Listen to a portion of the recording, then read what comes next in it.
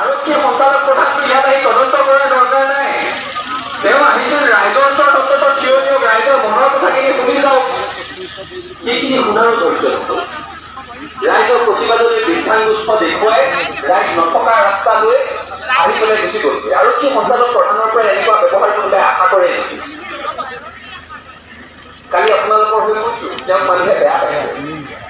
আৰু এই চৰকাৰখন 8 বছৰ পাৰ কৰিলেতো তেওঁলোকে এতিয়া এটা নতুন তুলনা দিবলৈ আৰম্ভ কৰিছে। উপস্থিত হৈছিল তেখেতক বক্তব্য ৰাখিবৰ বাবে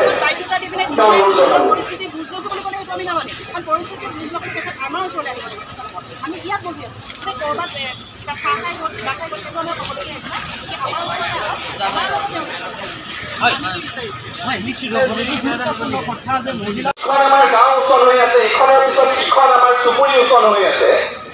আপোনালোক মুষ্টিবদ্ধ হৈ ঐক্যবদ্ধ হৈ যে ইয়াত থিয় দিছে, অসমৰ বিভিন্ন প্ৰান্তৰ মানুহে সাহস পাইছে, আমাক ক'বলৈ আৰম্ভ কৰিছে। সিঙৰ মানুহ ওলাই আহিছে, আমিও ওলাব লাগিব। আৰু আমি আজি ইয়াত উপস্থিত হোৱাৰ কাৰণ আছে।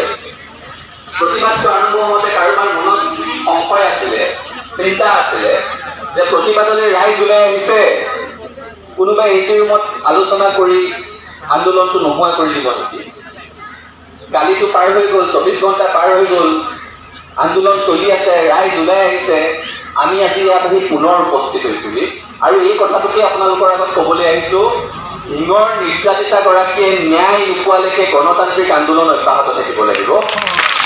এই কথাটো খাটাং। বাকী আপোনালোকে সিদ্ধান্ত ল'ব। ইয়াততো কোনেও কাকো জোৰ জুলুম কৰি বন্ধ কৰাই পোৱা নাই। ৰাইজে নিজেই প্ৰতিবাদ কৰিছে, নিজেই বন্ধ পালন কৰিছে। আপোনালোকৰ যেতিয়া মন যায় আপোনালোকে বন্ধ নিজেই উঠাই ল'ব, আপোনালোকৰ কথা।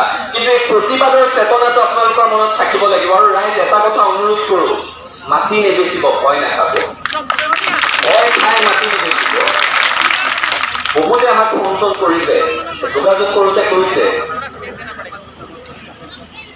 বিয়া পতা নতুন মানুহে ক'বলৈ আৰম্ভ কৰিছে, মোৰ যদি ছোৱালী হয় আৰু দিনত নাথাকো। সেই ভয়টো বাস্তৱসন্মত ভয়, কিন্তু সেই ভয়টো আমি প্ৰতিৰোধ কৰিব লাগিব। এই ভয়টোৱে আমাৰ মনত সোমাবলৈ বিচাৰি আছে। আমি ভয় খাই আমাৰ মাটিবোৰ বেছি বেছি গুচি যাওঁ, আমি ভয় খাই ক'ৰবাৰ টাউনত গুচি যাওঁ, নগাঁও টাউনত মাটি কিনিবলৈ গুচি যাম, গুৱাহাটীত ফ্লেট কিনিবলৈ গুচি যাম। আমাৰ খিলঞ্জীয়া মানুহৰ গাঁওসমূহ আমি কিয় এনেকৈ এৰি দিম? নিদিওঁ আমি এৰি।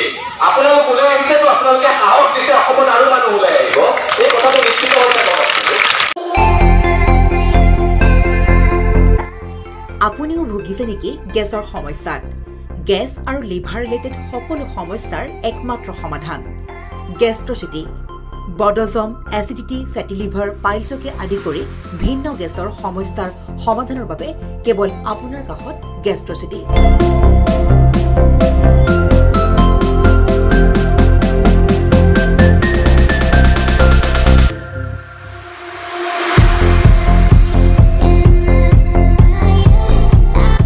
ভিজিট কৰক গেষ্ট্ৰচিটি, গুৱাহাটী, হাতীগাঁও চাৰিআলি।